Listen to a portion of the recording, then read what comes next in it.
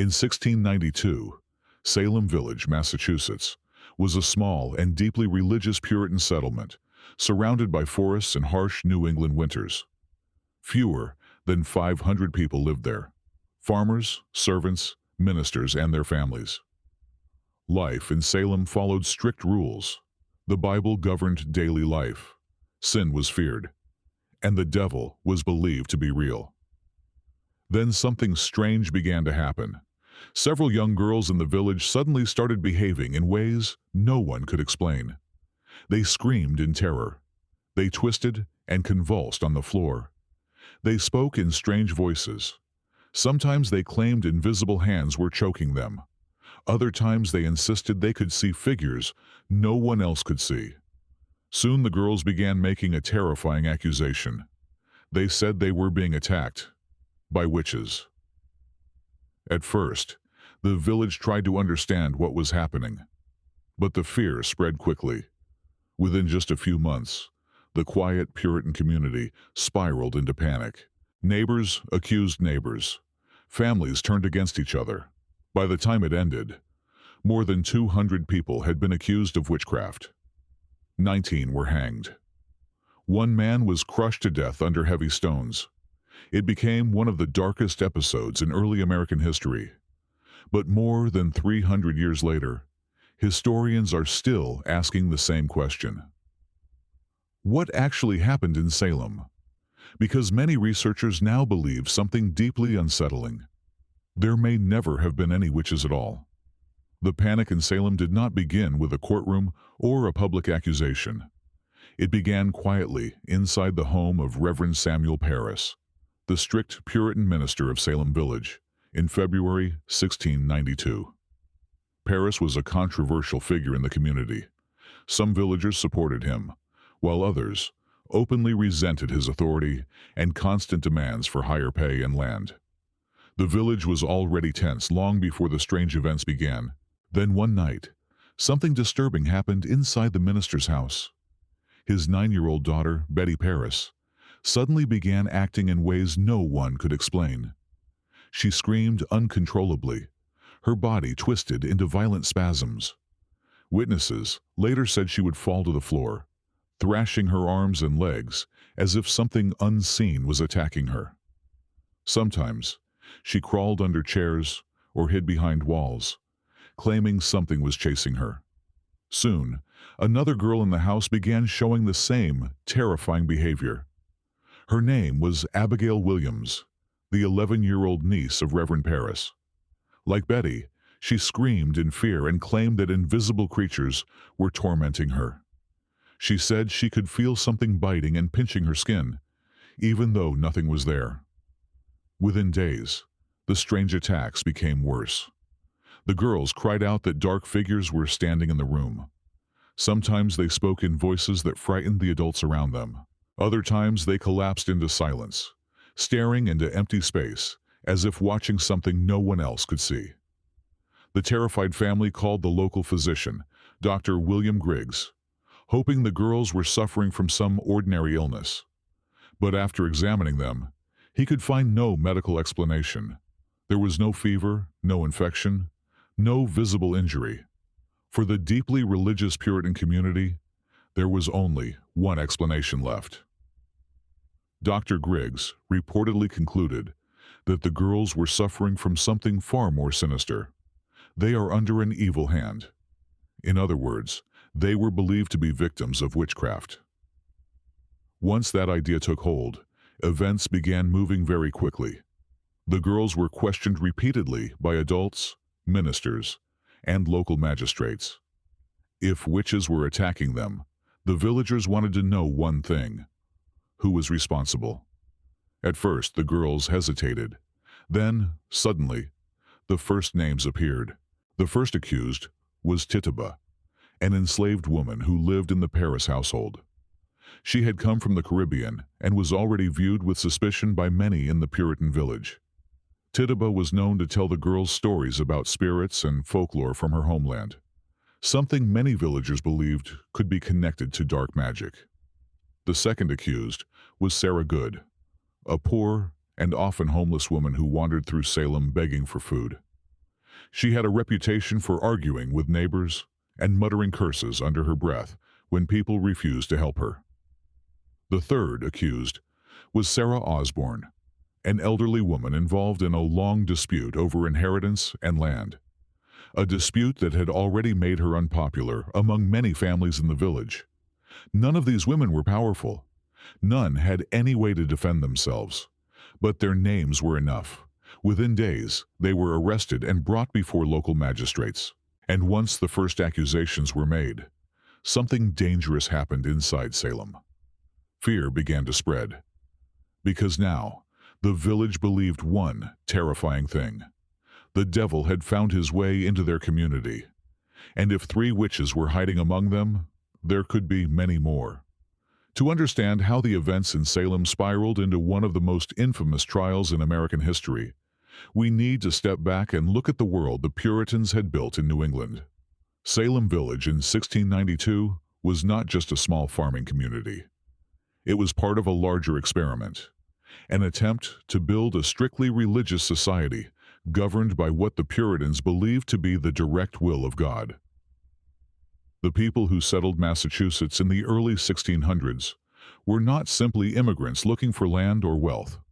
Many of them were religious radicals who believed the Church of England had become corrupt. They wanted to create a new society based entirely on their interpretation of Christianity. To them, America was not just a new continent. It was a divine mission. One of the most famous Puritan leaders, John Winthrop, described their vision in 1630 when he told fellow settlers they were building a city upon a hill, a community that would serve as an example to the entire Christian world. But this vision came with a darker belief. The Puritans believed that because their society was chosen by God, it would also become a target for the devil. They were convinced that Satan was constantly trying to infiltrate their communities, corrupt their people, and destroy their religious experiment. This belief shaped almost every aspect of daily life in Puritan New England. The Bible was not just a spiritual guide. It functioned as a legal and moral code. Church attendance was mandatory. Blasphemy could lead to punishment. Even small acts like dancing, celebrating certain holidays, or dressing in ways considered too extravagant were often viewed with suspicion.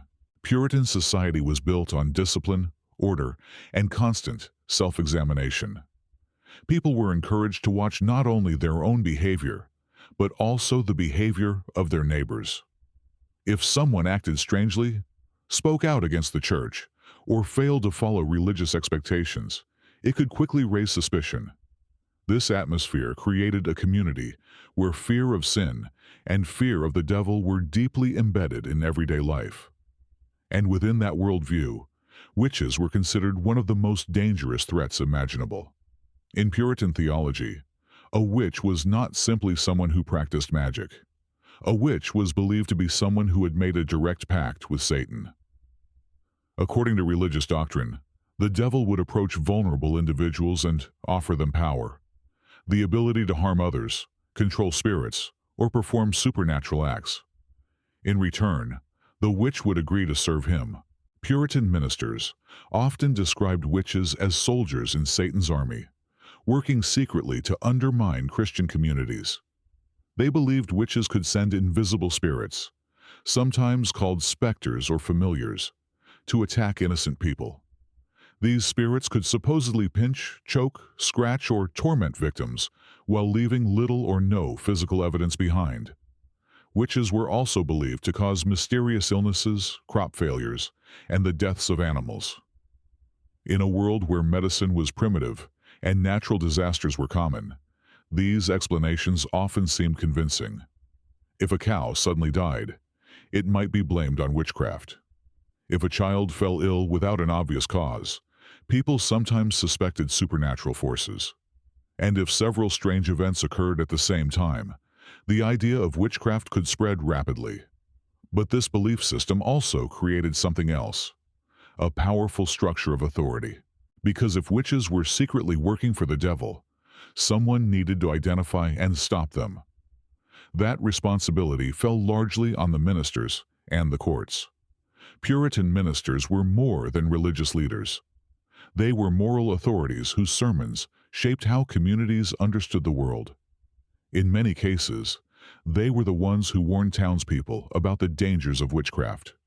One of the most influential ministers in New England during this period was Cotton Mather, a Boston clergyman who wrote extensively about the threat of witches and demonic activity. In 1689, just a few years before the Salem trials, Mather published a book titled Memorable Providences, relating to witchcrafts and possessions. The book described a case in Boston involving several children who claimed to be tormented by witches. Mather interpreted their symptoms as evidence of a real supernatural attack. Stories like these circulated widely in Puritan communities. They reinforced the idea that the devil was not a distant theological concept, but an active force in everyday life. By the time the strange events began in Salem Village in 1692, the population was already primed to believe that witchcraft was not only possible but likely. And once that fear entered the legal system, it became extremely dangerous. Under the laws of the Massachusetts Bay Colony, witchcraft was considered a capital crime. This meant that anyone convicted of practicing witchcraft could be executed. The legal system itself was deeply influenced by religious beliefs. Evidence that might seem absurd today was taken very seriously in the 17th century. One of the most controversial forms of testimony used during the Salem trials was known as spectral evidence. This meant that a person could claim that the spirit or specter of the accused had appeared to them in a dream or vision and attacked them. To modern audiences, this sounds impossible to verify, but to the Puritans, it seemed reasonable. If witches were servants of the devil, they believed those witches could send their spirits out of their bodies to harm people. And if victims claimed to see those spirits, the courts often accepted it as evidence. This created an incredibly dangerous situation, because if someone accused you of attacking them through supernatural means, there was almost no way to prove your innocence. How do you defend yourself against something invisible? How do you disprove an accusation based on a dream or a vision? In many cases, the accused were already socially vulnerable people. Some were poor, some were elderly, some had reputations for being argumentative or different from their neighbors. Others were involved in disputes over property or inheritance. When accusations of witchcraft appeared, those existing tensions could suddenly become deadly. And once the accusations began in Salem, the process took on a momentum of its own. Fear spread quickly through the community. People began to wonder whether the devil had infiltrated their town. If witches truly existed, and Puritan theology insisted they did, then discovering them became a sacred responsibility. This belief turned suspicion into duty. Neighbors watched each other more closely. Unusual behavior suddenly became alarming. A strange glance, an argument, or even a personal grudge could be interpreted as evidence of witchcraft. And because accusations were taken so seriously, the people making them gained a surprising amount of power. A child's testimony could lead to an arrest. A servant's story could destroy a reputation. And once a person was accused, the process could quickly spiral beyond anyone's control. What began as fear of the devil slowly turned into something else, a system where religion, authority, and suspicion became tightly intertwined. In Salem Village, that system would soon produce a chain reaction of accusations, arrests, and executions that shocked the entire colony. And the most disturbing part was that many people involved genuinely believed they were doing the right thing. They believed they were defending their community from evil. But in reality, the combination of fear, faith, and unchecked authority was about to push Salem into a crisis that would haunt American history for centuries. Because once a society becomes convinced that hidden enemies are living among them, the line between justice and persecution can disappear very quickly. To outsiders, the Salem Witch Trials looked like a sudden eruption of fear, a small religious community collapsing into paranoia. But when historians began studying the records more closely, centuries later, they noticed something troubling. Salem had not been a peaceful town before the accusations began. In fact, by 1692, the community was already deeply divided. Long before anyone spoke of witches, Salem was a place filled with political tensions, religious arguments, and bitter disputes over land and power. And those conflicts would soon shape who was accused and who was believed. One of the most important divisions existed between Salem Town and Salem Village. Today, they are both part of modern Salem, Massachusetts. But in the late 1600s, they were very different places. Salem Town was a busy coastal port. Merchants traded goods with England and the Caribbean. Ships moved constantly through the harbor. Wealthy families controlled trade and local politics. Salem Village, however, was an inland farming community several miles away. Life there was harsher and poorer. Farmers worked small plots of land, often struggling to survive through brutal New England winters. Many villagers resented the power and wealth of the merchants who dominated Salem Town. But there was another problem. Although Salem Village had its own church, it was still politically dependent on the larger town. Villagers often felt that decisions affecting their lives were being made by people who lived miles away and did not understand their struggles. For years, residents of Salem Village had been fighting for greater independence. They wanted control over their own church. They wanted their own leadership. They wanted to break free from the influence of Salem Town. This tension created a deep sense of resentment inside the village, one that would later influence how accusations of witchcraft spread. Another source of division centered on one man, Reverend Samuel Parris. Parris had become the minister of Salem Village in 1689, just a few years before the witch trials began. From the beginning, his leadership created controversy. Some villagers supported him and saw him as a strong defender of Puritan values. Others believed he was rigid, argumentative, and obsessed with maintaining control over the community.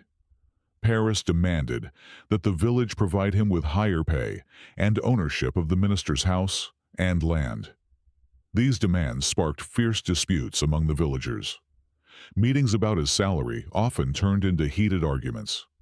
Some residents even stopped attending church entirely in protest. The village began to split into two camps, those who supported Reverend Parris and those who wanted him removed. This conflict simmered for years, and when the witch accusations began inside Parris's own household, the political tension surrounding him suddenly became impossible to ignore. Perhaps the most revealing division in Salem involved two powerful families, the Putnams and the Porters. Both families owned significant land in the region, and both had influence in the community. But their interests often clashed.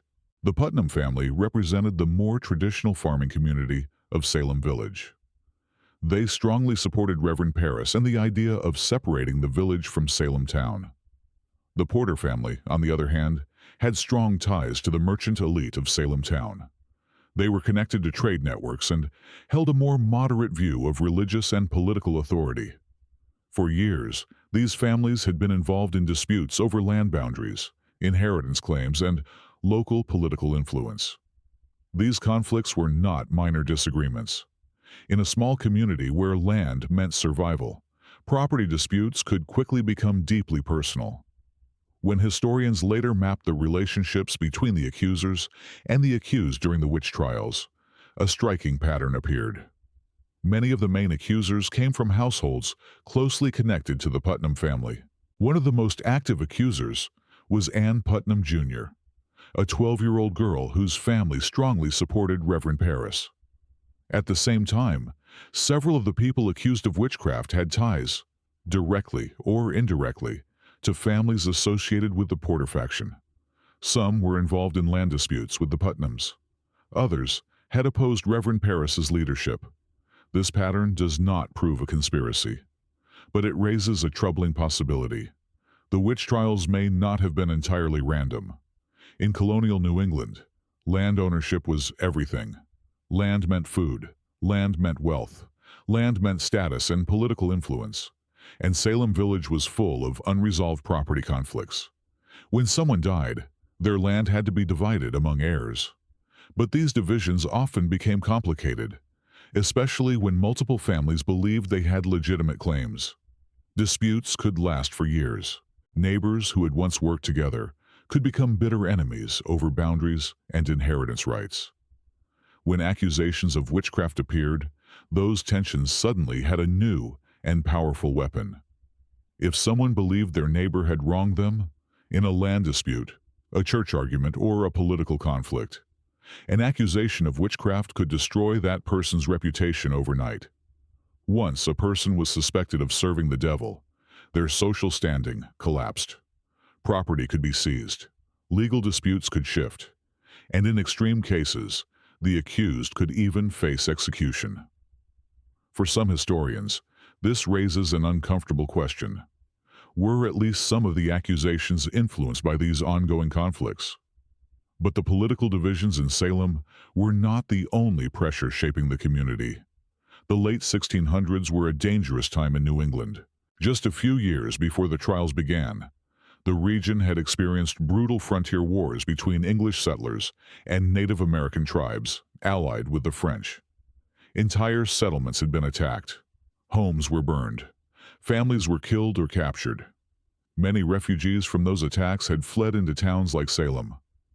One of the girls who later became an accuser, Mercy Lewis, had personally survived one of these violent raids in Maine.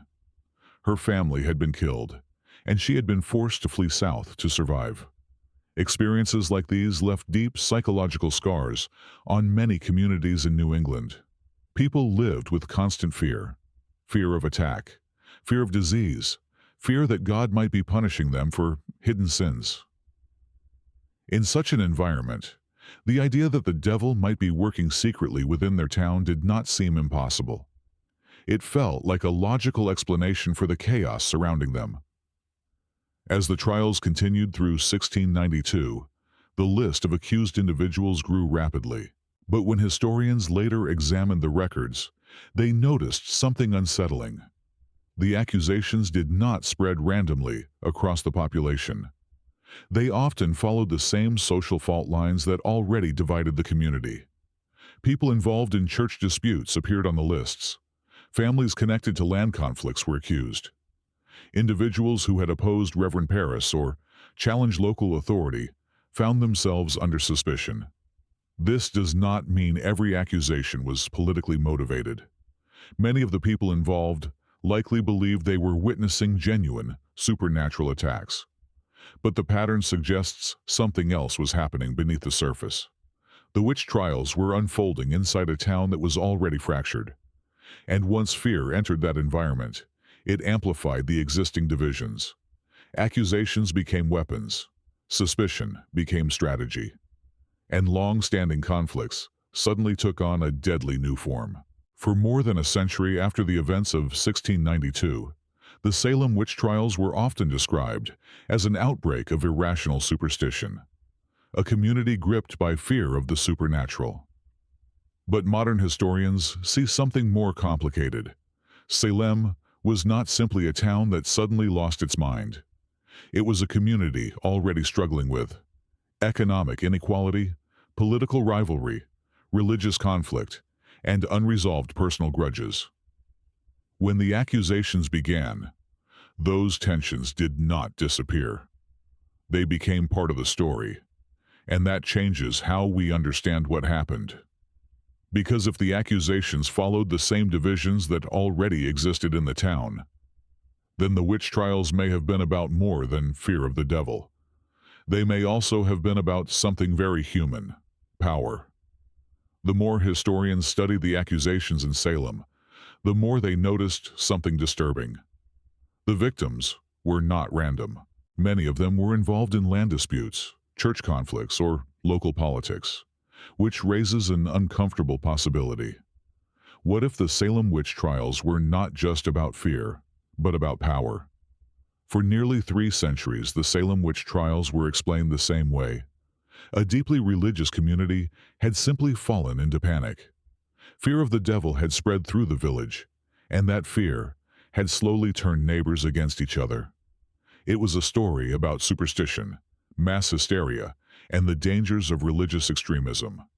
But in 1976, almost 300 years after the events of 1692, a historian named Linda Caporel proposed a completely different explanation. It had nothing to do with the devil, nothing to do with witches, and everything to do with bread.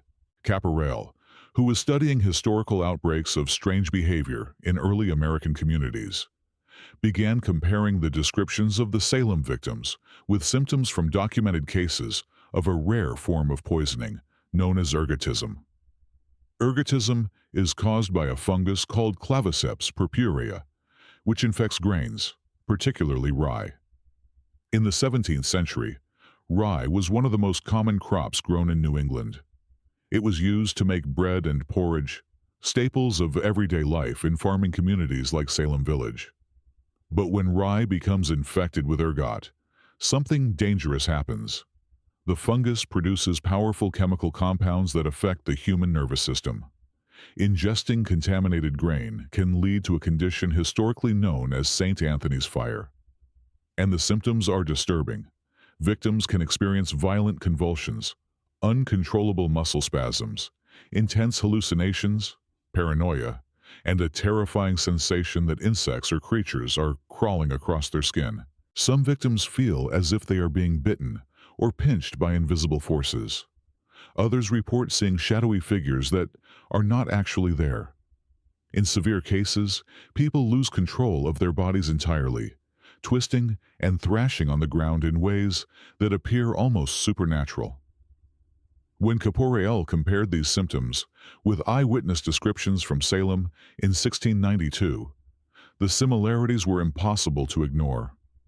Witnesses had described the afflicted girls as suffering from sudden spasms and uncontrollable fits. They screamed in fear. They claimed unseen creatures were biting and tormenting them. Their bodies jerked violently, sometimes collapsing into convulsions in front of terrified observers. To modern readers, these descriptions look eerily similar to the neurological symptoms of ergot poisoning.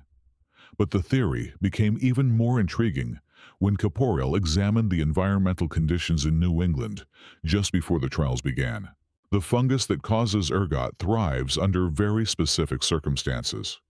It spreads most easily in cool, damp weather, especially when a wet growing season is followed by a cold winter. Historical climate records suggest that 1691, the year before the Salem trials, had exactly those conditions.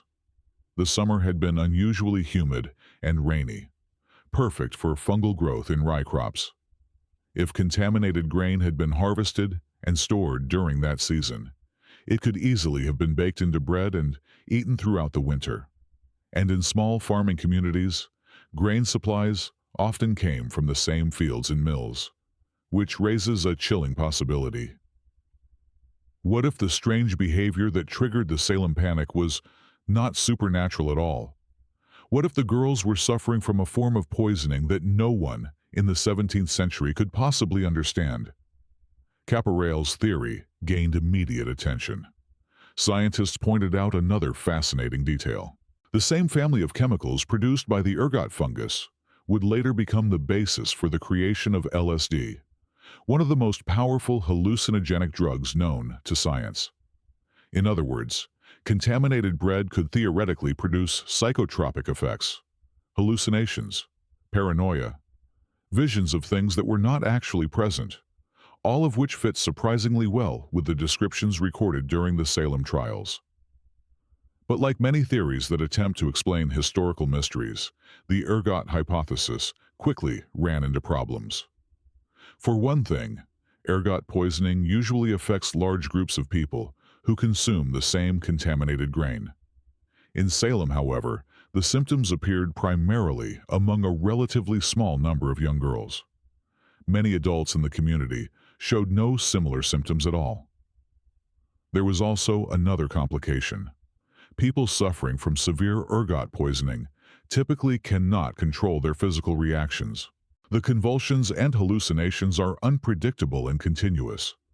But some historical accounts from Salem suggest that the afflicted girls sometimes appeared able to turn their symptoms on and off depending on the situation. They might fall into fits during court hearings, yet appear relatively calm at other times. That raised difficult questions. If contaminated food had truly been the cause, why were the symptoms so selective? And why did the accusations that followed seem to target specific individuals rather than spreading randomly through the community? Some historians also pointed out that outbreaks of ergotism had occurred elsewhere in Europe and North America throughout history. While they caused terrifying symptoms, they rarely led to organized legal persecutions like the trials in Salem. So even if contaminated grain played some role, it could not fully explain what happened next. Because something even more unusual began to emerge during the trials. A small group of teenagers suddenly held enormous influence over the entire community. Their visions determined who was arrested. Their accusations shaped the decisions of the court. And in many cases, a single claim from one of these girls could send someone to prison, or even to the gallows. Which raises another disturbing possibility.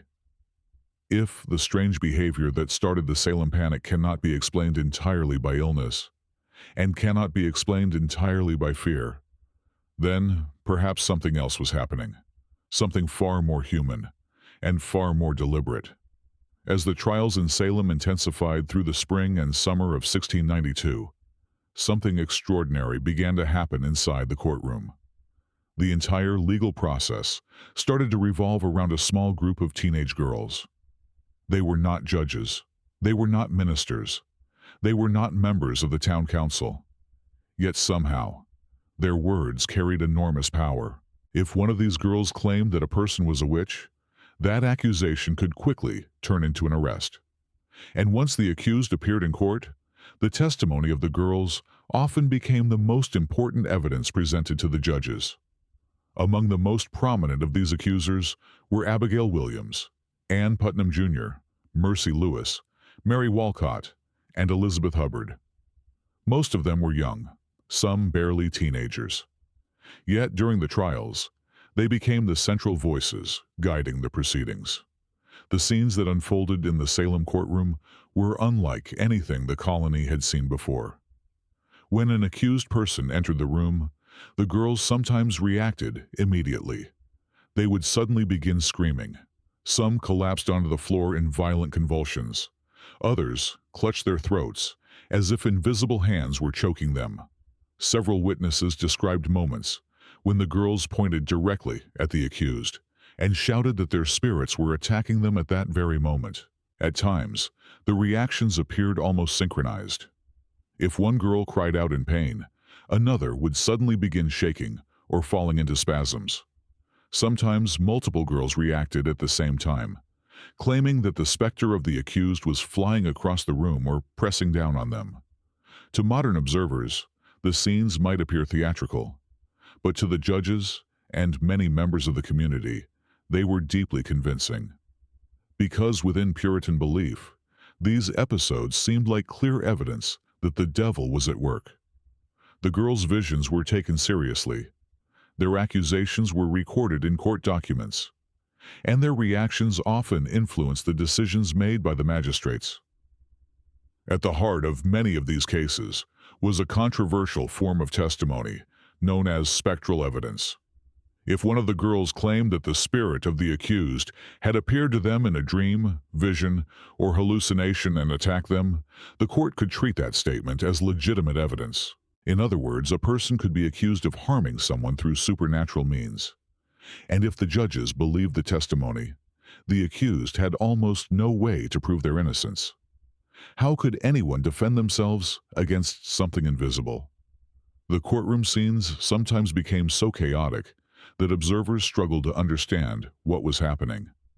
In one famous hearing, when Martha Corey was brought before the court in March 1692, the girls immediately began screaming that her spirit was tormenting them. When Corey folded her hands in prayer, the girls imitated the gesture and began twisting their own fingers as if they were being painfully controlled. At one point, they claimed her specter was biting them. When Corey moved her hands again, the girls screamed that the invisible attack had stopped. To the court, it appeared as though her movements were directly controlling their suffering. Moments like these strengthened the belief that the accused were guilty, but not everyone watching was convinced. Even during the trials, some observers began to feel uneasy about what they were seeing. The reactions of the girls sometimes appeared too dramatic, too perfectly timed, too consistent. A few members of the community quietly wondered whether something else might be happening. Were the girls truly being tormented by witches? Or were they responding to the expectations of the adults around them? Some historians later suggested that the girls may have been under enormous social pressure. In a rigid Puritan society, where children had little power or independence, the sudden attention they received during the trials may have been overwhelming. In the courtroom, ministers listened to them. Judges questioned them. Entire crowds watched their reactions with intense focus. For young teenagers who normally had almost no authority in society, this attention could be intoxicating. Their words mattered. Their visions shaped the outcome of trials. And sometimes, their accusations decided whether someone lived or died. There were also other factors that may have influenced the situation. Several of the girls worked as servants in households connected to powerful families within Salem Village. These families were often involved in the land disputes and political conflicts that already divided the town. Some historians believe that adult influence may have played a role in shaping certain accusations. Others argue that the girls themselves may have gradually realized how much influence they had gained and began using it. This does not necessarily mean the entire panic was staged. Fear, religious belief, and social pressure were clearly powerful forces in Salem. But as the trials progressed, the role of the accusers became increasingly central. A single claim from one of the girls could lead to an arrest warrant. Several accusations together could result in a trial. And once a person stood before the court as a suspected witch, escaping conviction became extremely difficult. By the summer of 1692, dozens of people had been arrested. Jails across the region began filling with accused witches. Some prisoners waited months for their trials. Others faced execution within weeks. And throughout it all, the voices of the accusers continued to guide the process. But eventually, something began to change. The accusations started to reach beyond the usual targets. At first, most of the accused had been people on the margins of society, the poor, the elderly, or individuals already involved in disputes with their neighbors.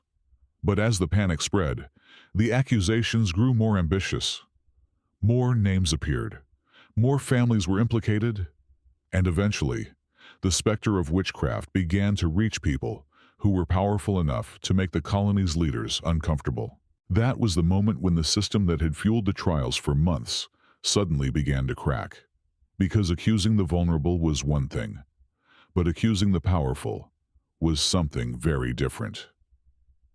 By the late summer of 1692, the witch trials had become the dominant force shaping life in Salem and across the Massachusetts Bay Colony. Arrests continued week after week. Prisons in Salem, Boston, and Ipswich were filled with people accused of witchcraft. Entire families sometimes found themselves caught in the expanding wave of suspicion. The trials had created a machine that seemed impossible to stop. Each new accusation produced another arrest. Each arrest led to another investigation, and each investigation encouraged new accusations. But systems built on fear often carry the seeds of their own collapse, because sooner or later, the accusations begin to reach people who are too powerful to ignore. And that is exactly what began to happen in the autumn of 1692. At first, the accused had mostly been individuals who were already vulnerable within the community.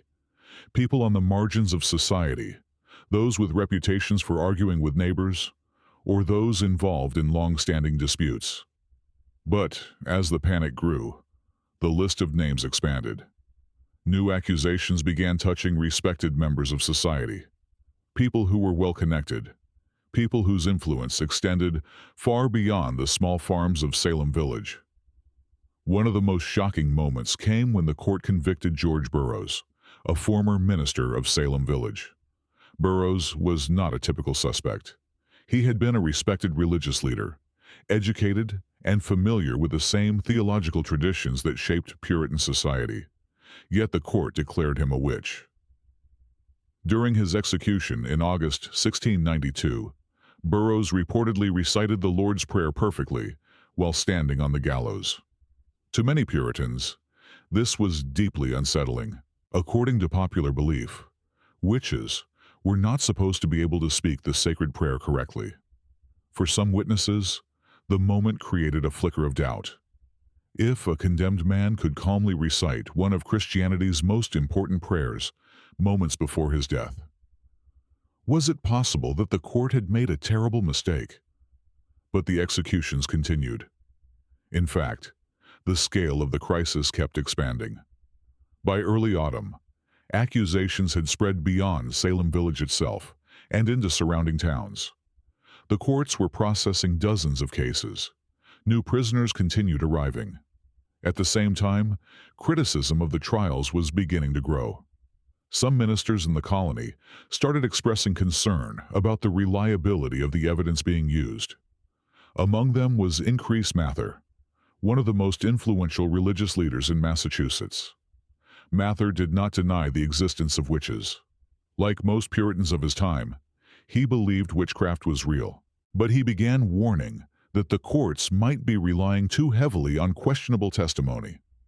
In particular, he argued that visions and supernatural claims should not be trusted without stronger proof. In one of his writings, Mather delivered a warning that would later become famous. It were better that 10 suspected witches should escape than that one innocent person should be condemned. His words carried weight. Because Increase Mather was not just a minister. He was also the father of Cotton Mather, one of the most influential supporters of the trials earlier in the crisis.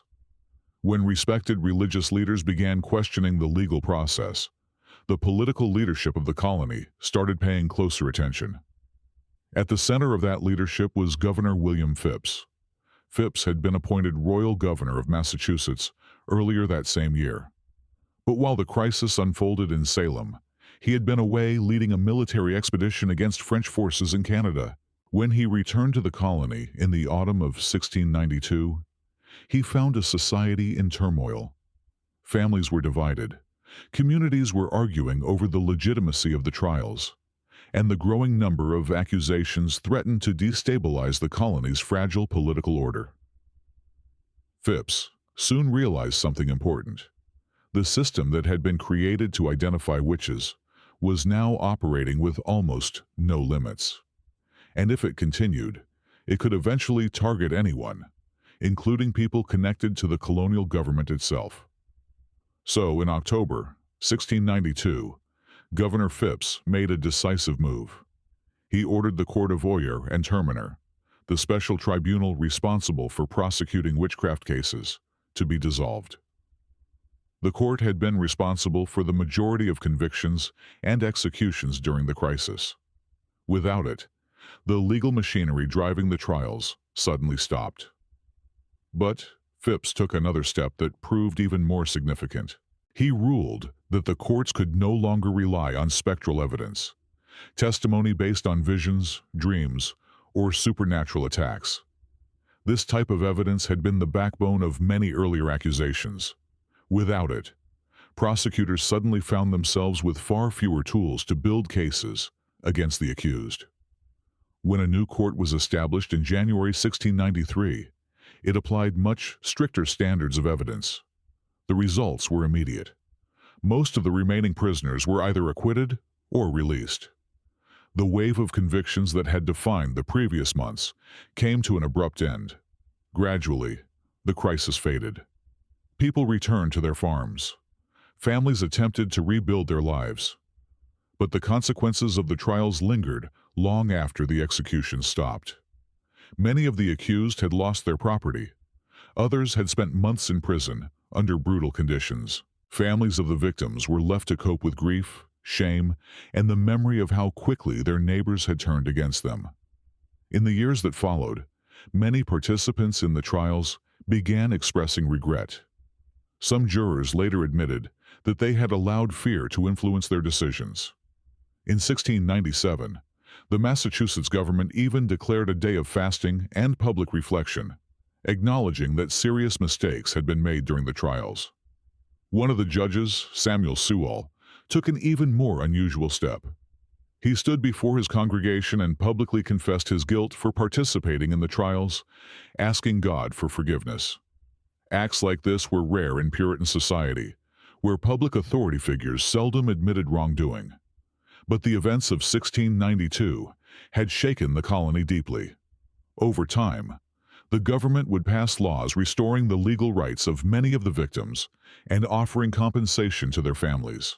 Yet no official apology could undo what had already happened. Lives had been taken, reputations had been destroyed, and a small community had been transformed by fear.